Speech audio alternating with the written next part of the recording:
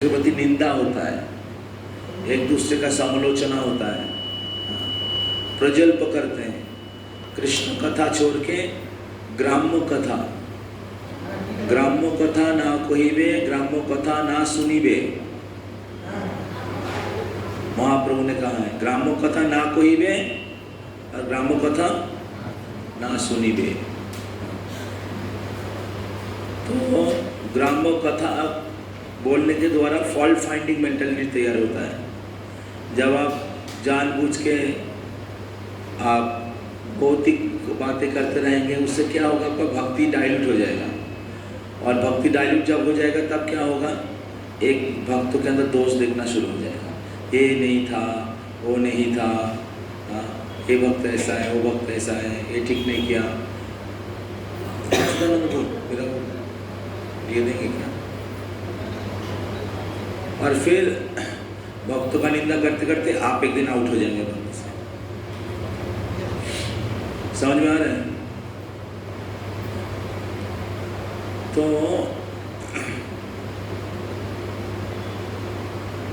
इसलिए गोपाल कृष्ण गोस्वामी महाराज श्रील प्रभुपाद जी के शिष्यों को पूछा गया था, आप इतने सालों से भक्ति कर रहे हैं, आपका भक्ति का सीक्रेट क्या है? तो उन्होंने कहा था गुड साधना एंड अवॉइडिंग वैष्णव अपराध। अच्छा साधना और वैष्णव अपराध को अवॉइड करना। तो जब हम लोग भक्तों से दूर रहते हैं तब लगता है अब वैष्णवों को सम्मान करते हैं दूर से,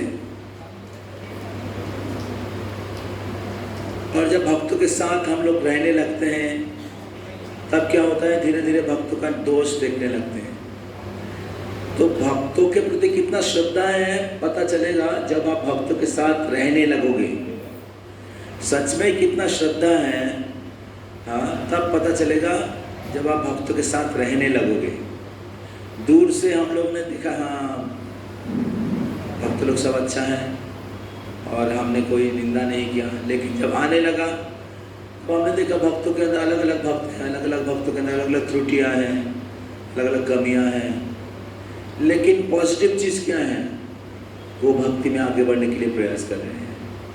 तो सबके अंदर कुछ त्रुटियाँ कमियाँ हैं, लेकिन सबसे महत्वपूर्ण है भगवान की भक्ति करने के लिए प्रयास कर रहे हैं, भगवान की सेवा में जुड़े हुए हैं, 4 नियम पालन कर रहे हैं, 16 माला जप कर रहे हैं। शायद उनके व्यवहार में, आचरण में कुछ कमियाँ हो सकता है, लेकिन वो ज़्यादा महत्वपूर्ण नहीं है।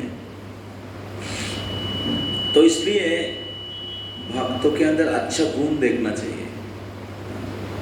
इसको कहते हैं रेस्पेक्ट, रिस्पेक्ट। स्पेक्ट मतलब देखना, इसको कहते हैं, चश्मा को क्या कहते हैं, स्पेक्टेकल। स्पेक्ट मतलब देखना, री मतलब दोबारा देखिए। अभी आपने देखा, देख रहे अपराध दिख रहा है, त्रुटियां देख रहा है, लेकिन ये आपके आंखों में छानी है, आप भक्तों के अंदर दोष देख रहे हैं। So seeing faults in Vaishnava is like a cataract in the eyes, and by seeing fault again and again, बार बार भक्तों का दोष देखते देखते आप आध्यात्मिक रूप से अंधा हो जाओगे। और कुछ साल के बाद आपको भक्तों के संग अच्छा नहीं लगेगा कि बाहर के लोग ही अच्छा हैं, और तब आप उनके साथ रहने लगोगे, उनके साथ दोस्ती बनाओगे, और इस प्रकार माया आपको भाग इधर से। तो इसलिए भक्तों का संग सस्ता चीज नहीं है। तो भक्तों के अंदर त्रुटियां होने के बाद भी अगर आप उनको रेस्पेक्ट कर रहे हैं, उनके आध्यात्मिक गुणों को देखकर, ठीक है,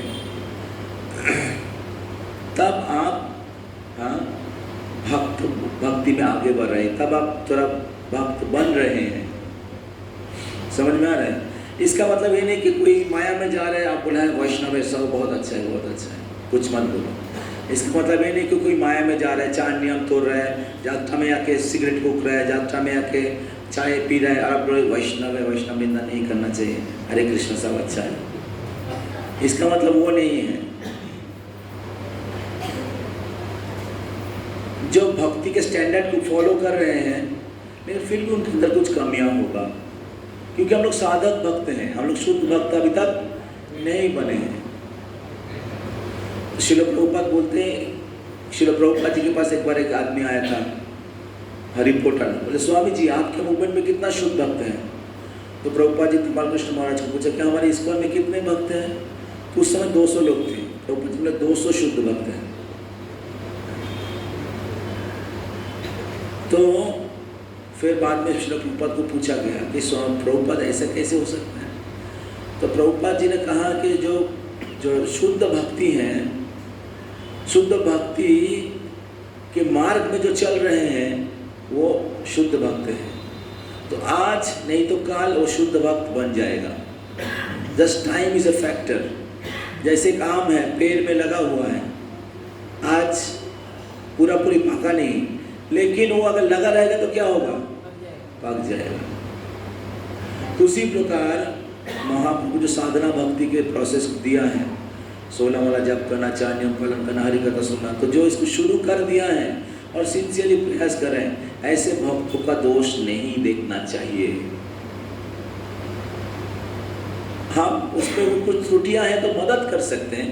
अगर आपका वैसे क्वालिटी है तो उनको मदद कर सकते हैं रेक्टिफाई करने के लिए, सुधारने के लिए। इसको कहते हैं कॉन्स्ट्रक्टिव क्रिटिसिज्म, कॉन्स्ट्रक्टिव क्रिटिसिज्म।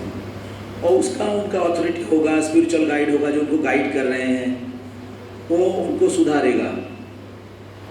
लेकिन वो नहीं करके अगर हम लोग बार बार कोई मतलब क्या कहते हैं, कोई कारण के बिना, अधिकार के बिना अगर हम लोग वैष्णव की निंदा करते, जैसे बाहर की दुनिया में लोग करते रहते हैं, पर निंदा पर चर्चा, culture of criticising, culture of criticism बाहर की दुनिया में। भक्तों के सामने हमें कल्चर ऑफ रेस्पेक्ट, दूसरे को रेस्पेक्ट देना चाहिए। अमानिना मान देना, त्रिनादोपि सुनिचेना तरुरोपि सहिष्णुता। रेस्पेक्ट का प्रैक्टिकल एप्लीकेशन है सहिष्णुता। रेस्पेक्ट का प्रैक्टिकल एप्लीकेशन है सहिष्णुता। अगर किसी भक्त को अगर त्रुटियां हैं, लेकिन भक्ति में आगे बढ़ने की प्रयास कर रहे हैं, तो भक्तों के साथ में अगर हमें रहना है, उन भक्तों के साथ अगर हमें रहना है तो उनको सम्मान, उनके अच्छे गुण अगर देखना है तो एक चीज़, 2 चीज़ होना चाहिए। आपको विनयी होना पड़ेगा और दूसरा है सहन करना पड़ेगा। एक दूसरे को सहन करना पड़ेगा। आप किसी को रेस्पेक्ट कर रहे हैं, उसका प्रमाण क्या है? सपोज किसी के अंदर कुछ त्रुटियां हैं, हाँ, मैं सेवा करने की प्रयास कर रहा हूँ, लेकिन मेरे के अंदर भी बहुत सारी त्रुटियां होगा, मैं सब कुछ में परफेक्ट नहीं हूँ।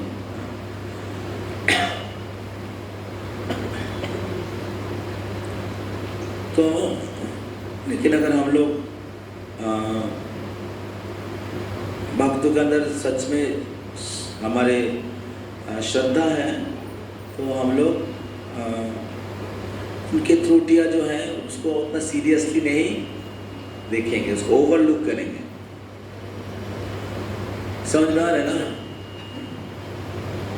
तो इस प्रकार ये बहुत महत्वपूर्ण है जो महाप्रभु हम सबको सिखाया है। तो अभी हम लोग कुछ समय भगवान के जो पत्नियां हैं उनके विवाह के बारे में श्रवण करेंगे। तो भगवान श्री कृष्ण की कितना पत्नियां थी? उसमें से मुख्य कितने हैं? 8। 8 में मुख्य कौन है? द्वारका में मुख्य कौन है? रुक्मिणी। रुक्मिणी देवी। वृंदावन में कौन है? कौन? राधा रानी बोल रहे हैं। पायल माता जी नहीं सुन रहे हैं ठीक से। रुक्मिणी देवी वृंदावन में कौन है? चंद्रावली। तो भगवान श्री कृष्ण के गोपियों में दो डिवीजन है। एक है जिनका मोदीय भाव है,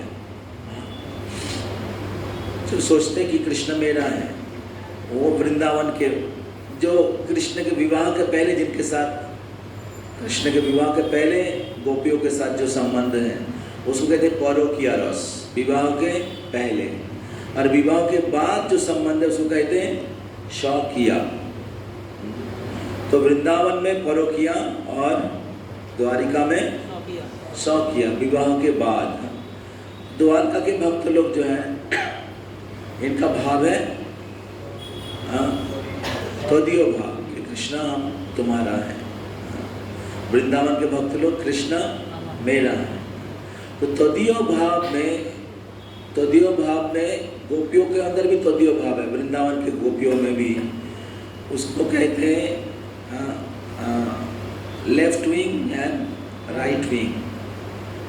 तो लेफ्ट विंग में बामा स्वभावा वो राधा रानी है, जिनका भाव है मोदियो भाव, और डाना स्वभावा जो है डान स्वभावा का तदीय भाव है। उसमें से मुख्य है चंद्रावली, और चंद्रावली द्वारका में प्रकट होती हैं रुक्मिणी देवी के रूप में। तब रुक्मिणी देवी के विवाह सुने, उसके बाद सामंतक जुएल के साथ संबंध में भगवान जाम्बवान से युद्ध किया, और फिर जाम्बवान से जाम्बवान की कन्या के साथ जाम्बवती के साथ भगवान श्री कृष्ण का विवाह हुआ। दोनों विवाह किस प्रकार हुआ? युद्ध के द्वारा। भगवान ने युद्ध किया, युद्ध के द्वारा भगवान ने रुक्मिणी और जाम्बवती को प्राप्त किए। और फिर भगवान जब सामंतक मणि लेके आए तो सत्यजित को बुलाया, अरे ले जाओ तुम्हारा सामंतक मणि। तो तुमने बोला था कि मैंने लेके गया, अभी आप ले जाओ। तो तब सत्यजित बहुत भयभीत हो गया, डर गया, अरे मैंने द्वारकाधीश भगवान श्री कृष्ण के चरण में अपराध किया, उनके नाम पे बदनाम लगाया, उनका समालोचना किया। तो हम लोग चर्चा कर रहे थे उस उधर इस प्रकार सत्यजित सामंतक मणि के प्रति आसक्त होने के कारण कृष्ण के चरण में अपराध किया। तो तब उन्होंने सोचा कि नहीं,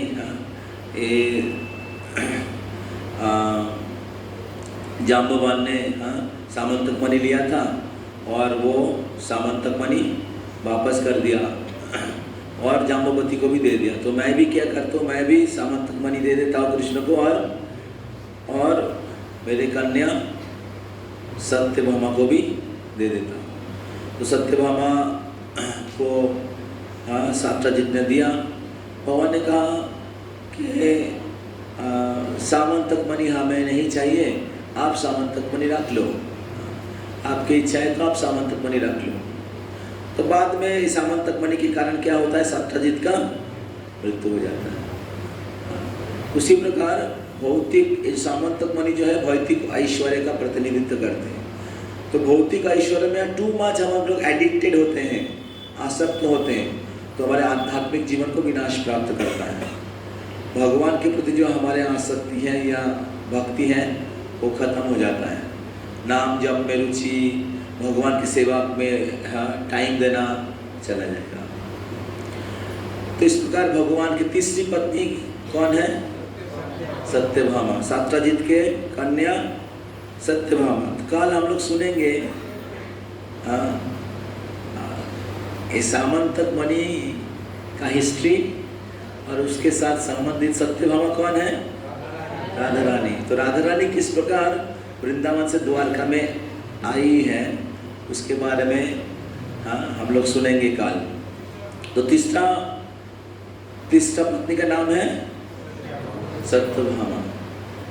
चौथे पत्नी है कृष्ण के, चौथे पत्नी का नाम है कालिंदी। तो भगवान श्री कृष्ण उधर कुरुक्षेत्र के युद्ध के पहले हमने सुन रहे थे किस प्रकार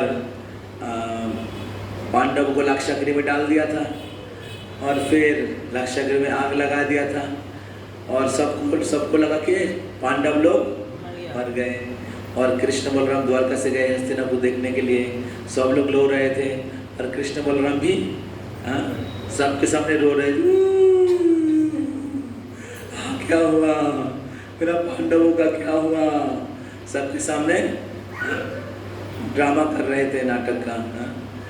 तो ड्रामा वाले कहाँ गए? राहुल क्या कर रहे हैं? बुलाओ बुलाओ। राहुल और कौन है?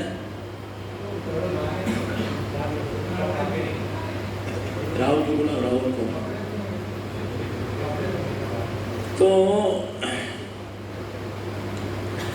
तो क्या हुआ? हाँ, तो जब क्या कहते हैं,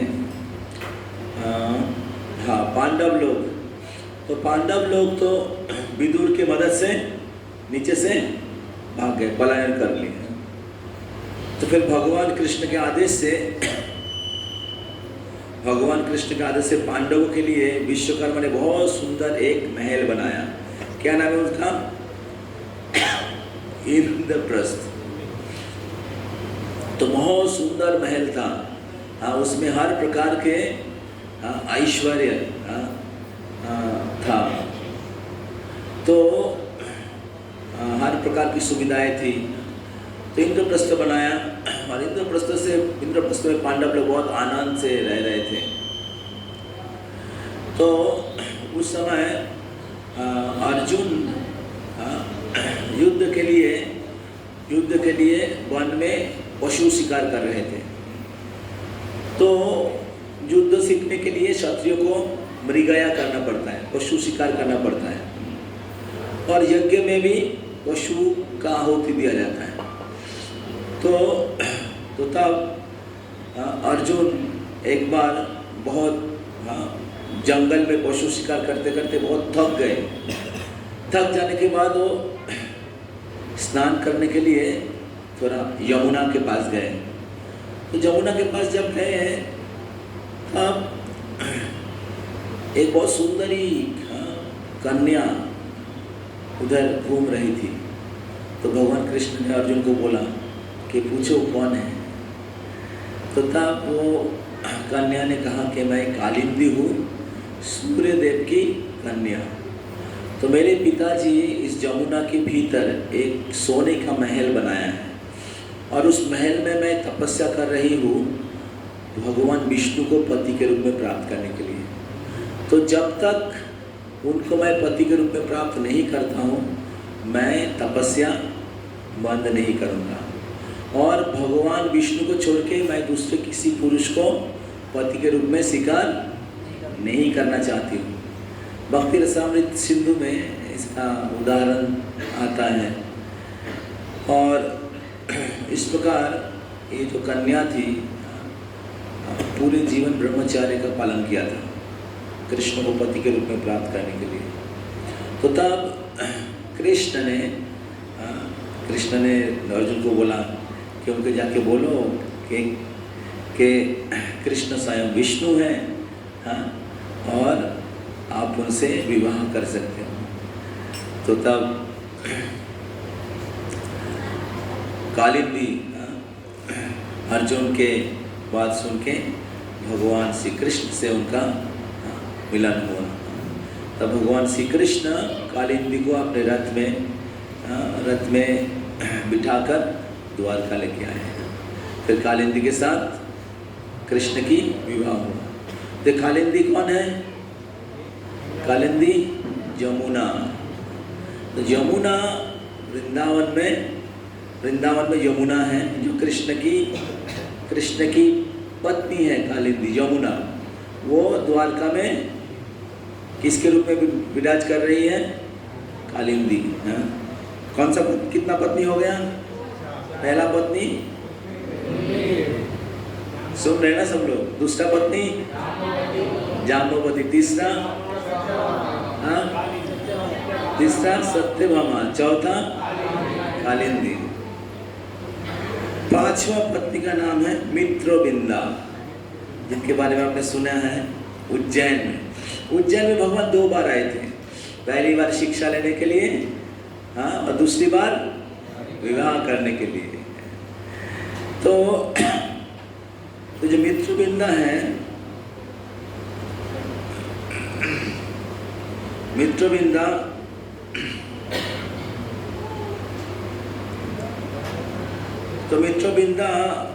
राजाधिदेव नाम के एक राजा थे, अवंतीपुर उनकी कन्या थी। तो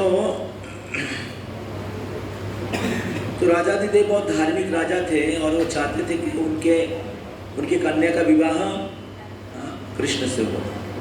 लेकिन उनके दो पुत्र था जिनका नाम था बिंद और अनुबिंद। बिंद और अनुबिंद ये दुर्योधन के मित्र था। तो ये लोग नहीं चाहते थे कि इनका विवाह किनके साथ हो, कृष्ण के साथ हो। तो तब भगवान श्री कृष्ण मित्रविंदा को अपहरण किया था। मित्रविंदा को युद्ध करके अपहरण करके उनके पानी ग्रहण किए थे।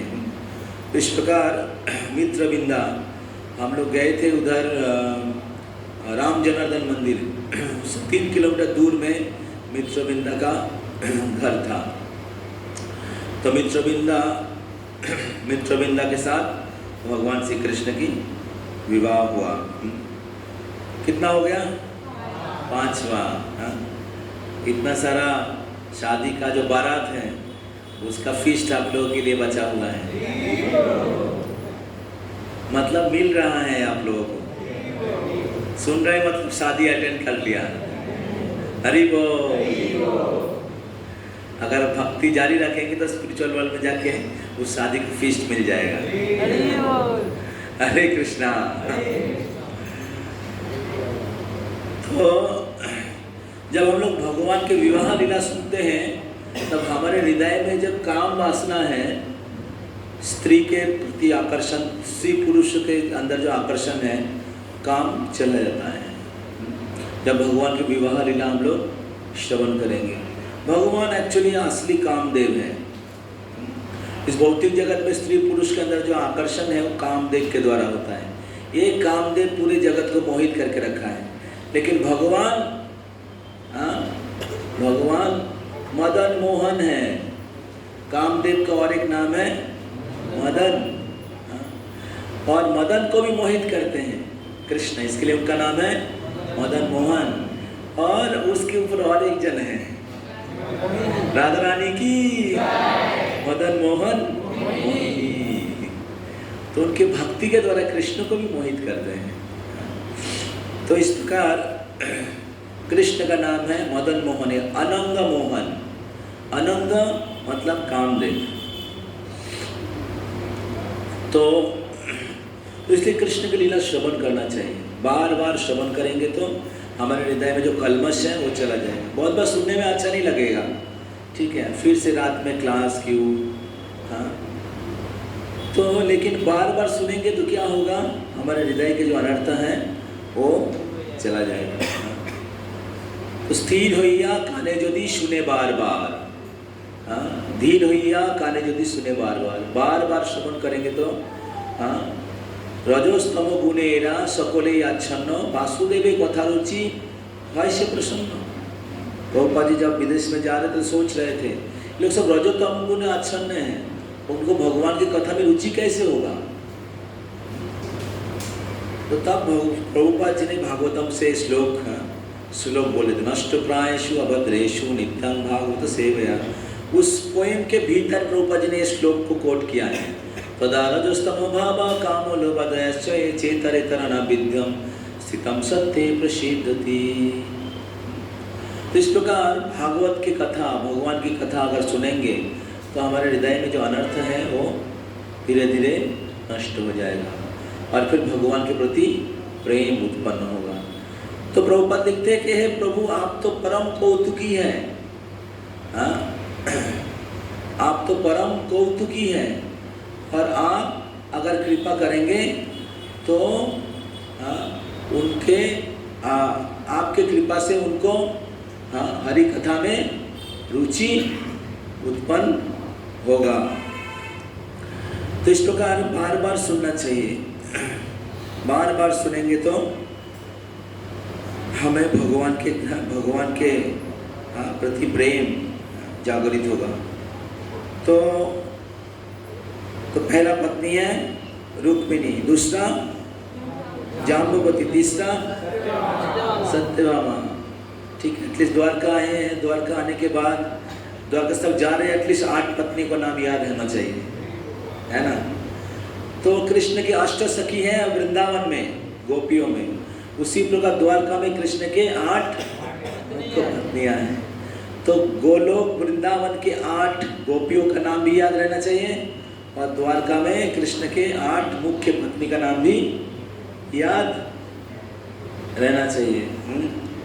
तो तीसरा है सत्यभामा, चौथा, पांचवा मित्रविंदा, छठा है नग्नजिता, याद रहेगा नग्नजिता। तो नग्नजिता है कौशल देश के राजा नग्नजित, कौशल देश के राजा का नाम था नग्नजित, उनका कन्या थी नग्नजिता। तो नग्नजिता इतनी सुंदर थी दिखने में, रूप गुण इतने आकर्षणीय थे। तो नग्नजित राजा सोच रहे थे इनके विवाह में किनसे दूंगा।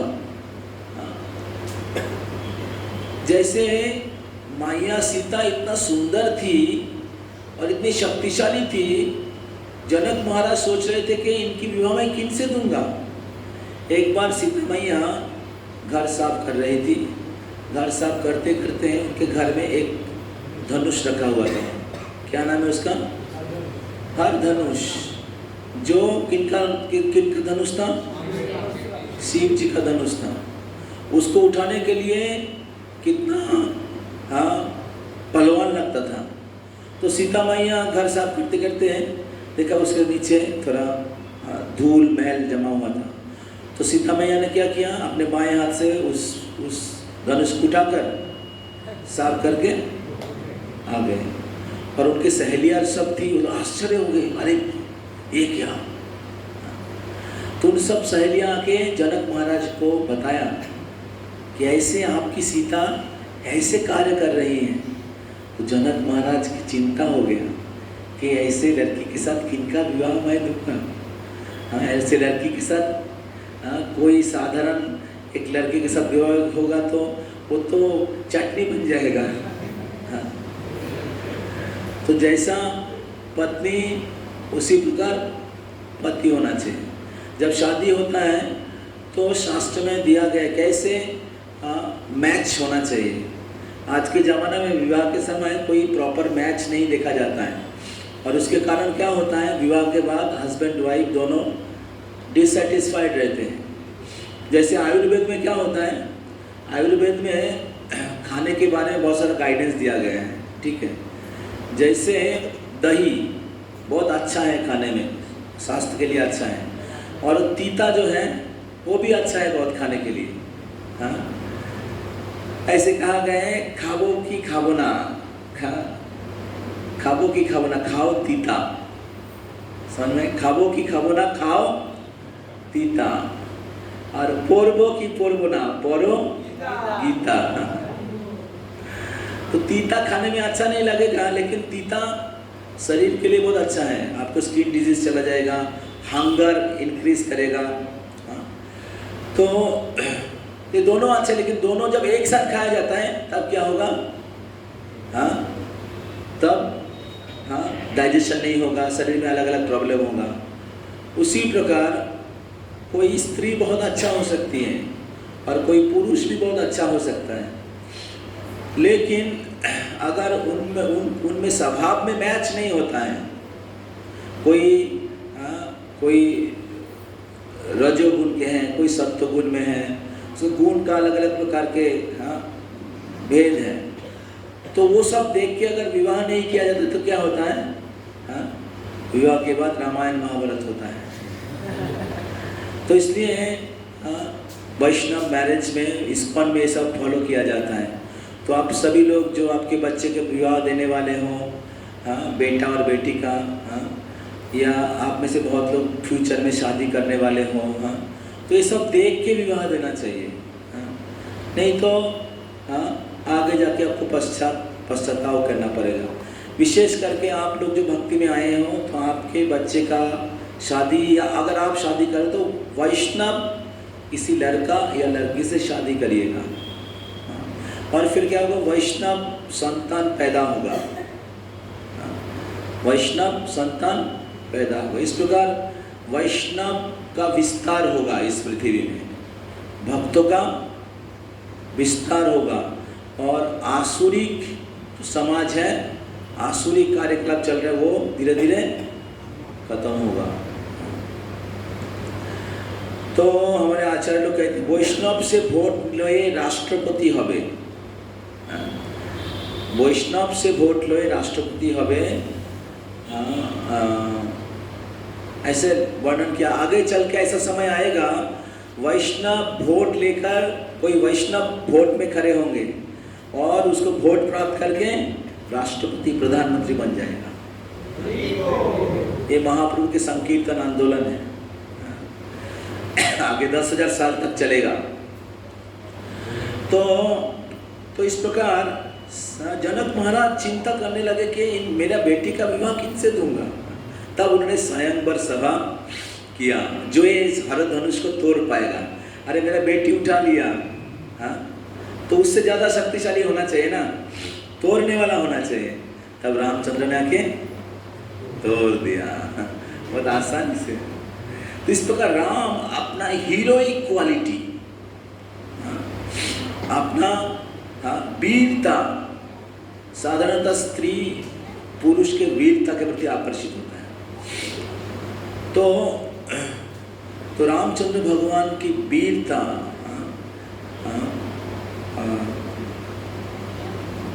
का प्रदर्शन करके सीता मैया का पानी शिकार किए थे। उसी प्रकार नग्नजित राजा स्वयंवर सभा किया, स्वयंवर सभा किया तो उनके पास 7 शार था। शार समझते हैं ना, क्या कहते हैं इंग्लिश में?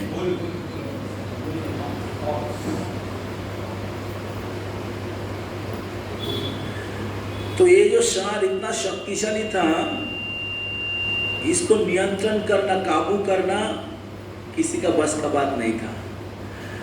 तो अभी जो नग्नजीता कन्या, और एक नाम सत्या, रूप और गुण में इतनी सुंदर थी कि सभी पुरुष लोग उनको पत्नी के रूप में प्राप्त करना चाहते थे।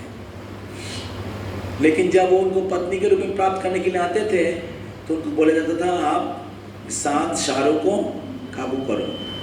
लेकिन वो जब काबू करने के लिए जाते थे, उस शार के साथ युद्ध करके वो हाथ पैर तोड़ के अपना घर जाते थे।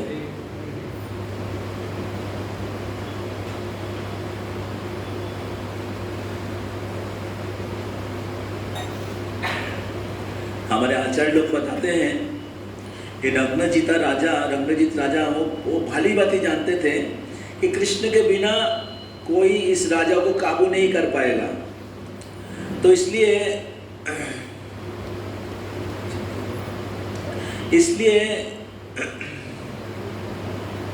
वो जानबूझ के ऐसा शर्त लगाया था कि नग्नजीता का विवाह कृष्ण के साथ ही हो। तो फिर एक बार भगवान श्री कृष्ण कौशल देश में आए, उधर नग्नजीत राजा थे। नग्नजीत राजा से उन्होंने मिला तो बोला कि मैं द्वारकाधीश कृष्ण क्षत्रिय हूँ। क्षत्रिय कभी भिक्षा नहीं मांगता है, लेकिन आज मैं एक भिक्षा आपसे मांगूंगा कि आपके कन्या को। तो तब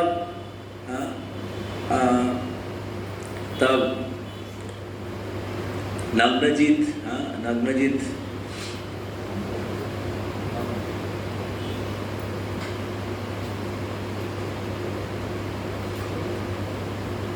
थैंक यू।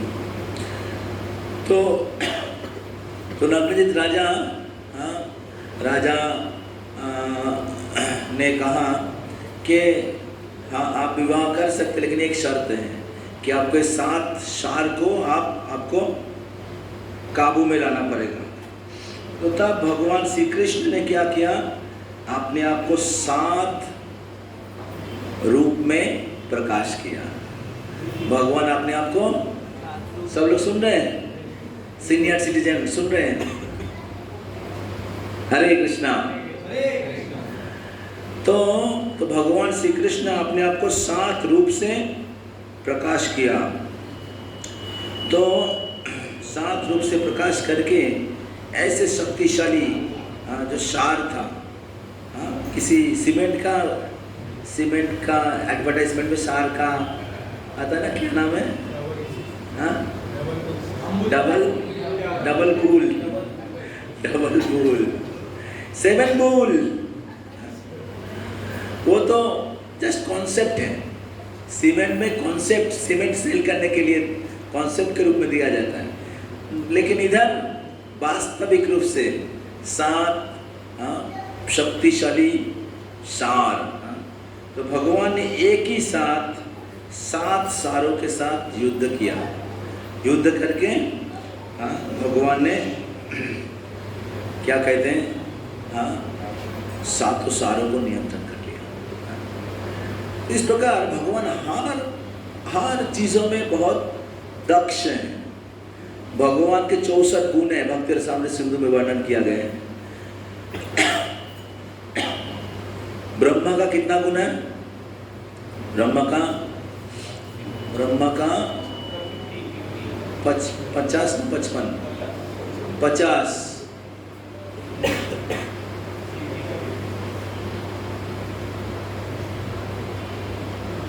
ब्रह्मा का 50, शिव जी का 55, विष्णु का 60, कृष्ण का 64। हरि बोल। तो ब्रह्मा जी का कितना गुण है? 50 गुण है। और उससे भी श्रेष्ठ है शिव जी, जिनका 55 गुण है। उससे भी श्रेष्ठ है भगवान विष्णु, जिनमें 60 गुण है। उसमें से श्रेष्ठ है कृष्ण, जिनमें 64 गुण है। ये 4 गुण एक्स्ट्रा है विष्णु से भगवान कृष्ण में, जो भगवान विष्णु के अंदर नहीं है। उस 64 गुणों में एक है दक्ष। कृष्ण बात करने में दक्ष हैं, भागवत गीता बोला। और आज भी लोग सुन रहे हैं, सारे संशय दूर हो जाता है। और कृष्ण अलग अलग चीज करने में, गोपियों को कन्विंस करने में दक्ष है। गोपियों के मान को भंजन करने के लिए कृष्ण दक्ष हैं। तो कृष्ण युद्ध करने में दक्ष हैं। इस प्रकार कृष्ण की दक्षता की बहुत सारे उदाहरण दिया गया है। इस प्रकार कृष्ण के साथ भगवान श्री कृष्ण काबू में कर लेते हैं सभी 7 सारों को। एक ही समय भगवान 7 रूप में अपने आप को प्रकाश किए थे। और रासलीला के समय भगवान क्या किए थे? उधर कोटि कोटि गोपियाँ थी, 100 कोटि गोपी, कोटि नहीं 100 कोटि, 100 कोटि गोपियों के साथ नृत्य करने के लिए भगवान कृष्ण अपने आप को 100 कोटि रूप में प्रकट किया था वृंदावन में। उसी प्रकार कृष्ण द्वारका में 16,100 पत्नी के साथ विवाह करने के लिए अपने आप को 16,100 रूप में भगवान अपने आप को प्रकट किए थे। इधर तो 7 कुछ मामूली बात है कृष्ण के लिए। तो कुछ लोग सोचते कृष्ण तो कामुक है, इतने सारे लोगों के साथ क्यों विवाह किया? तो कृष्ण जैसे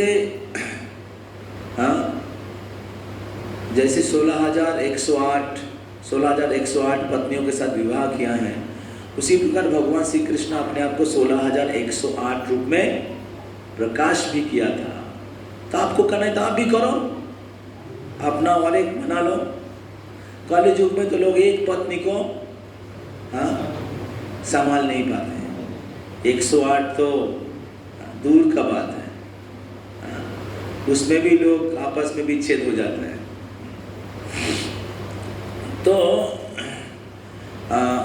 तो भगवान श्री कृष्ण जी का जब विवाह हो गया तो नारद मुनि आए थे द्वारका नगरी का दर्शन करने के लिए।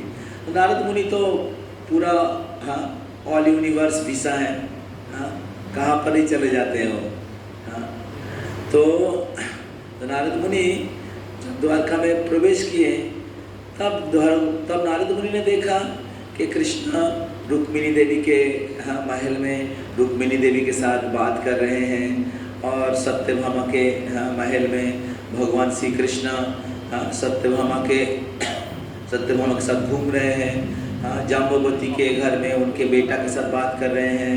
कालिंदी के घर में भगवान श्री कृष्ण खाना खा रहे हैं। और इस प्रकार अलग अलग पत्नी के महल में भगवान एक ही साथ अलग अलग पत्नी के घर में अलग अलग कार्य कर रहे थे। समझ में आ रहा है? ऐसे नहीं कृष्ण सुबह इस पत्नी के घर में और फिर टाइम हो गया अभी दूसरे पत्नी, फिर दूसरे पत्नी के घर में गए और फिर उसके बाद नहीं और टाइम हो गया अभी क्या करेंगे, और तीसरा पत्नी, फिर चौथा पत्नी, अभी क्या होगा, किसको मैं संभालूंगा। है कि नहीं? तो हम लोगों का इस जगत में ऐसा, लेकिन कृष्ण का ऐसा नहीं है। कृष्ण एक ही समय में हर पत्नी के घर में निवास कर रही थी और सभी पत्नियों को कृष्ण संतुष्ट किए थे। कृष्ण के पत्नियां सोच रही थी, क्योंकि कृष्ण की पत्नियां इस पृथ्वी में सबसे श्रेष्ठ सुंदरी थी, तो वो लोग सोचती थी कि हम लोग कृष्ण को अपने कंट्रोल में रखेंगे। जैसे पत्नियां क्या चाहती हैं, पति को अपने कंट्रोल में रखना चाहती हैं। सभी पत्नियां होम मिनिस्टर हैं, अपने पति को अपने कंट्रोल में रखना चाहती हैं, लेकिन एक्चुअली ऑपोजिट होना चाहिए, पुरुष और प्रकृति। तो पत्नी पति के निर्देश के अनुसार चलना चाहिए। पत्नी का कुछ कर्तव्य होता है, पति का कुछ कर्तव्य होता है। इस प्रकार दोनों में एक प्रेम का संबंध होता है, लेकिन उस प्रेम में भी एक सुपीरियर और एक सबऑर्डिनेट होता है। Superior is husband and subordinate is wife. तो तब क्या होता है, ऐसे गृहस्थ जीवन आनंदमय होता है, सुखमय होता है, प्रगतिमय होता है। तो कृष्ण की पत्नियां सोच रही थी कि हम लोग कृष्ण का अपने सौंदर्य के द्वारा, अपने रूप के द्वारा कृष्ण को आकर्षण करेंगे। तो जो पति का इंद्रिय नियंत्रण में नहीं है, जो पति का इंद्रिय नियंत्रण में नहीं है, वो पत्नी के नियंत्रण में चले जाते हैं। सुन के रखिए सभी पुरुष लोग, जो पुरुष का इंद्रिय नियंत्रण में नहीं रहता है, वो पत्नी के नियंत्रण में चले जाते हैं। तो पत्नियां, स्त्रियां अपने सौंदर्य के द्वारा या अलग अलग चीज़ों के द्वारा पति को नियंत्रण में करना चाहती है। तो ये सब जो द्वारका की पत्नियां, बहुत सुंदर पास टाइम है भागवतम में, कृष्ण को मोहित करने के लिए प्रयास करती थी, लेकिन उन्होंने देखा कि कृष्ण उनके प्रति आकर्षित नहीं है। Krishna is not at all attracted to the beauty of the queen of Dwarka. तो तब उन्होंने क्या किया, भागवत में बहुत सुंदर श्लोक है, तब उन्होंने क्या किया, कृष्ण को बहुत विनम्रता से, हृदय से कृष्ण की सेवा करने के लिए प्रयास किया।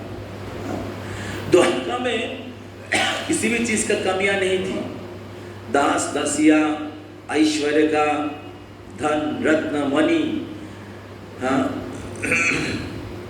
लेकिन फिर भी गोपियां, कृष्ण के पत्नियां कृष्ण को प्रसन्न करने के लिए हर दिन उनका महल को साफ करती थी, अपने कपड़े से महल को साफ करती थी। केवल दास दासियां हैं, लेकिन फिर भी कृष्ण को प्रसन्न करने के लिए मिनियल सर्विस समझते हैं ना, बहुत तुच्छ सेवा। ऐसे नहीं कि तू मेरा दास है, तू कर, बस इसको ऑर्डर दे दिया, इसको ऑर्डर दे दिया, उसको ऑर्डर दे दिया, बस अभी मैं वो माता जी रोल किया था ना, नंदिनी माता जी, राजा का रोल बना। तो ऐसा नहीं है। तो कृष्ण की सेवा करने के लिए, भगवान की सेवा करने के लिए हमें हमेशा तैयार रहना चाहिए। तब कृष्ण आपके सेवा के द्वारा आकर्षित होंगे। समझ में आ रहा है? तब कृष्ण आपके सेवा के द्वारा आकर्षित होंगे। कृष्ण आपके रूप, आपके धन, आपके विद्या, आपका डिग्री, आपका बैंक बैलेंस, आपका टेक्निक ऑफ स्पीकिंग, इसके द्वारा आकर्षित नहीं होंगे। इसके द्वारा आप कृष्ण को आकर्षित या नियंत्रण नहीं कर पाओगे। कृष्ण केवल भक्ति के द्वारा नियंत्रित होता है। अहम भक्त पराधीन असतंत्र बद्धिजो साधुनां ग्रस्त हृदय भक्तेर भक्त जनप्रिय। तो भगवान भक्ति के द्वारा पराजित होते हैं, ना कि भौतिक गुणों के द्वारा।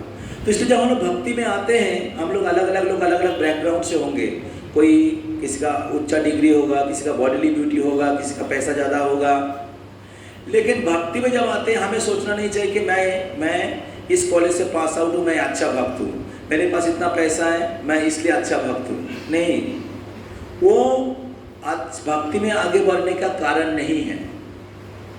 भक्ति ही भक्ति में आगे बढ़ने का कारण है। तो इसलिए भक्ति में आगे बढ़ने की प्रयास करना चाहिए। सिंसियर भक्त बनने के लिए, विनम्र भक्त बनने के लिए, गुरु के अच्छा शिष्य बनने के लिए प्रयास करना चाहिए।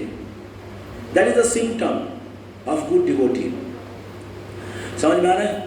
तो तब सब गोपियाँ, कृष्ण की पत्नियाँ कृष्ण को बहुत विनम्रता के साथ कृष्ण को संतुष्ट करने के लिए अलग अलग प्रकार से सेवा करने के लिए प्रयास करती थी।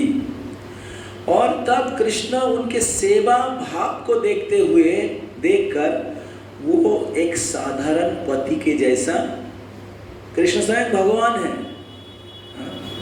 केवल कृष्ण उनके पत्नियों का पति नहीं है, कृष्ण सभी जीवों का पति है।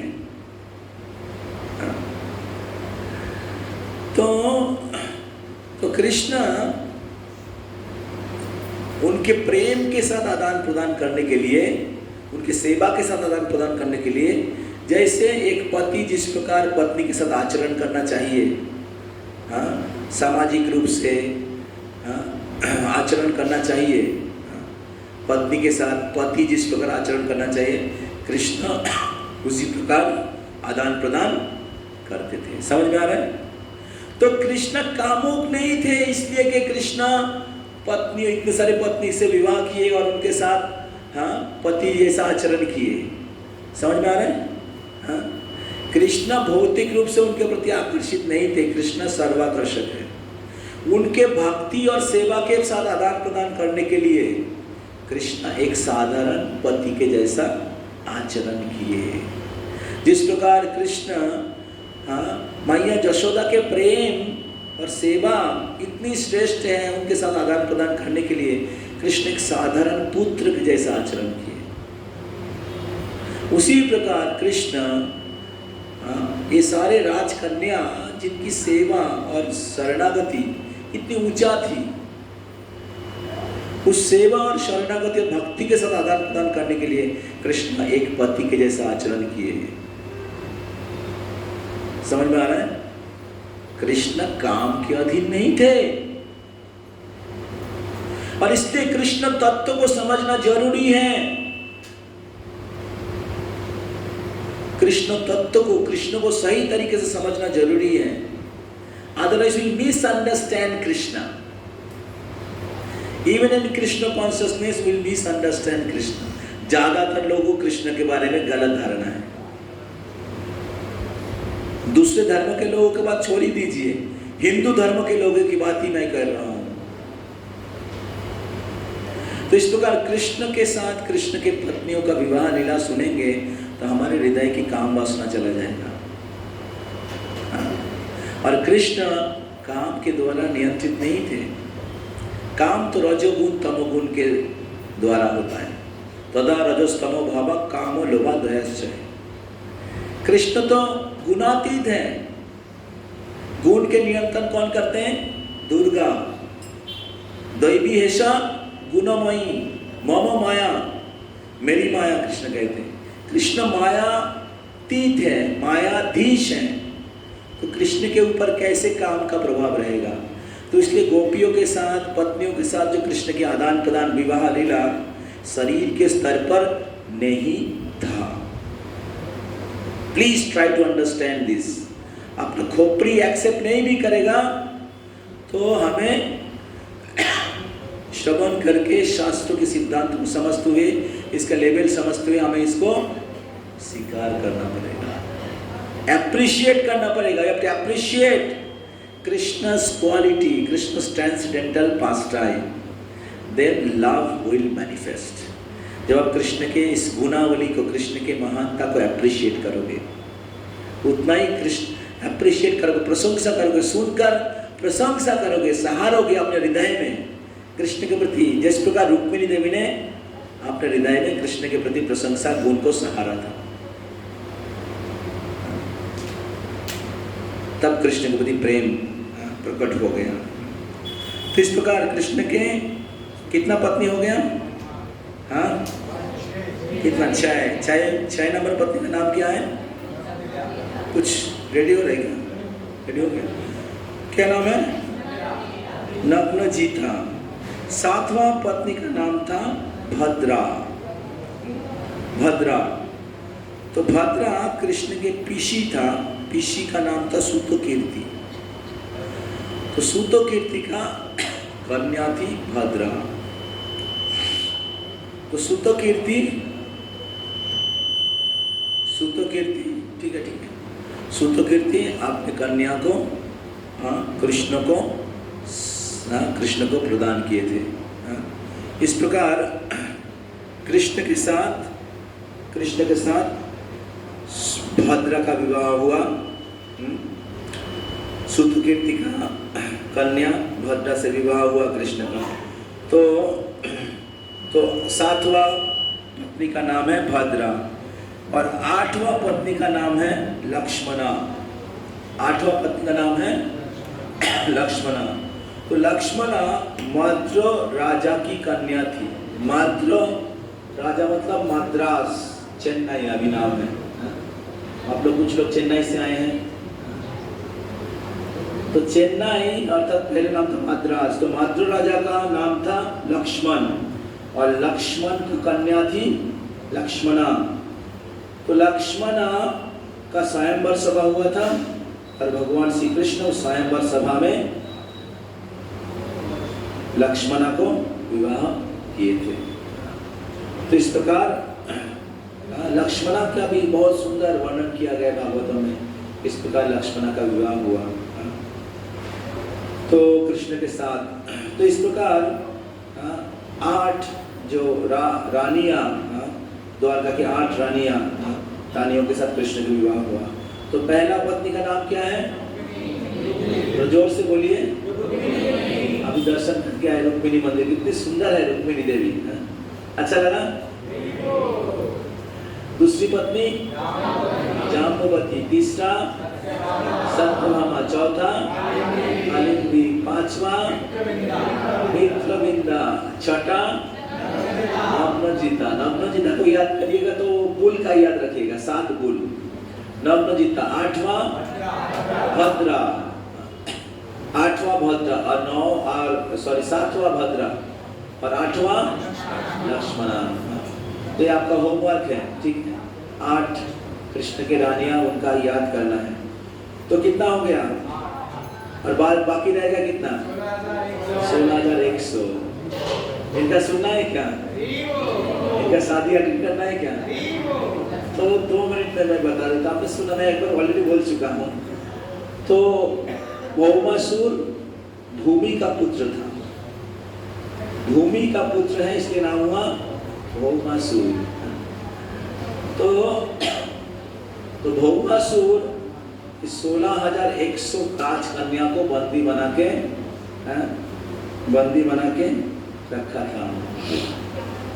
तो भगवान श्री कृष्ण ये तो पृथ्वी के रिक्वेस्ट से आए थे, भगवान प्रकट हुए थे। पृथ्वी के रिक्वेस्ट, पृथ्वी ने प्रार्थना किया था ना, हाँ, ब्रह्मा जी के पास जाके क्या प्रकट हुई है। तो इसलिए कृष्णा भौमासुर या नरकासुर, इनको मारना उनके लिए मुश्किल था। और दूसरे नरकासुर का जन्म हुआ था बराहदेव जब धरित्री को गर्भोदक से समुद्र से ऊपर उठाया था, तब बराहदेव के स्पर्श से धरित्री ने नरकासुर का जन्म दिया था। इस नरकासुर भगवान का ही पुत्र था, लेकिन गलत संत के कारण असुर बन गया था।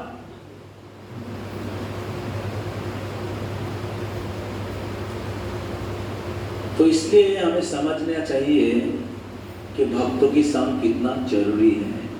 भगवान के पुत्र होने के बाद भी असुर बन गया और भगवान उनको मारा। हम सभी लोग भगवान के पुत्र हैं। अहम बीजो प्रदो पिता, भगवान कहते हैं अहम बीजो प्रदो पिता, I am the seed giving father. लेकिन हम लोग की दशा क्यों ऐसा है? Because of bad association. तो इसलिए हमें असत संग त्याग यही वैष्णव आचार। महाप्रभु को कहते वैष्णव की व्यवहार कैसा है? असत संग त्याग, असत संग त्याग करना। असत संग का दो कैटेगरी है। स्त्री संगी एक असाधु कृष्ण भक्तवाद, अवैध संबंध रखना, पुरुष के लिए स्त्री और स्त्री के लिए पुरुष। और ऐसा कोई व्यक्ति जो अवैध संबंध करते हैं, ऐसा लोगों का संग और डेंजरस है। जो अवैध संबंध करते हैं, संबंध रखते हैं, उससे क्या होगा? सारा गुण बदगुण आपके अंदर आ जाएगा। और अभक्तों का संग, एक होता है स्त्री संगी, स्त्री संगी और स्त्री के लिए पुरुष, पुरुष के लिए स्त्री। तो महाप्रभु कहते हैं असत संग त्याग वैष्णव आचार, उद्देश्य पड़ेगा। स्त्री संगी एक साधु कृष्ण अभक्त आर, कृष्ण अभक्त जो है और स्त्री संगी, दोनों का संग हमें नहीं लेना चाहिए। ये वैष्णव की आचार है। तो नरकासुर भगवान और भूमि की पुत्र था, लेकिन फिर भी असुर बन गया था। तभी भगवान कैसे मारेंगे पृथ्वी को? उनकी पत्नी है, बहुत दुखी हो जाएगी। असुर है, फिर भी माँ का प्यार होता है। तब भगवान ने क्या किया? अपने साथ सत्यभामा को लेके गए। तो पृथ्वी तो कभी बोलेगी नहीं कि इसको मार दो, तो भगवान इसे सत्यभामा को लेके गए। सत्यभामा जो है, ये सत्यभामा का प्रकाश है भूमि, पृथ्वी। समझ में आया? तो भूमि नहीं भी कहेगी, सत्यभामा कहेगी कि इसको मारो। और इस प्रकार भगवान ने भूमि का आदेश इनडायरेक्टली पालन करना हो जाएगा। समझ में आ रहा है ना? या सत्यभामा भूमि देवी को मैनेज कर लेगी, एक स्त्री और दूसरी स्त्री को क्या कहते हैं, पैसिफाई कर सकती है। तो इस प्रकार भौमासुर के महल में भगवान गए और भौमासुर का वध हुआ। और फिर भगवान 16,000 राजकन्या 100 राजकन्या को मुक्त किए। तब 16,108 राजकन्या कृष्ण को पति के रूप में प्राप्त करना चाह रहे थे। वो लोग बोल रहे थे कि अभी हम लोग इतने साल अपने घर, अपने महल, अपने पिता से दूर रहे हैं, भौमासुर जैसे असुर के पास। अभी कौन हमें स्वीकार करेगा? अगर आप नहीं स्वीकार करेंगे तो हमारे जीवन का कोई गति नहीं होगा। इस प्रकार उन्होंने गीता में जो बताया गया, सर्वधर्मान परित्यज्य मामेकं शरणं व्रज, गीता का जो फाइनल इंस्ट्रक्शन, उसको फॉलो करते हुए उन्होंने कृष्ण के चरणों में आत्मसमर्पण किया। तब कृष्ण भगवान ने सारे 16,100 कन्या को पत्नी के रूप में स्वीकार करके उन सब द्वारका में लेके आए और उन सभी राजकन्या को एक साथ विवाह किए। और जब विवाह कर रहे थे, भगवान 16,100 रूप में अपने आप को प्रकाश किया। जैसे वो कन्या दिखने में है, उसके साथ एकदम परफेक्ट मैच के रूप में अपने आप को प्रकट किया और फिर बहुत बहुत ऐश्वर्यमय भगवान का विवाह हुआ। तो इस प्रकार भगवान श्री कृष्ण का 16,108 पत्नियों के साथ विवाह हुआ। कृष्ण भगवान की। तो आज का दिन आप लोगों ने ड्रामा देखा, आशा करता अच्छा लगा। बहुत सुंदर द्वारका में कृष्ण कॉन्शियस नाइट, और एक 16,108 शादी भी अटेंड किया। हरि बोल। तो बहुत बहुत धन्यवाद। तो कल हम लोग कल आप लोग का अटेंडेंस इधर रहेगा। कितने बजे अटेंडेंस होना चाहिए?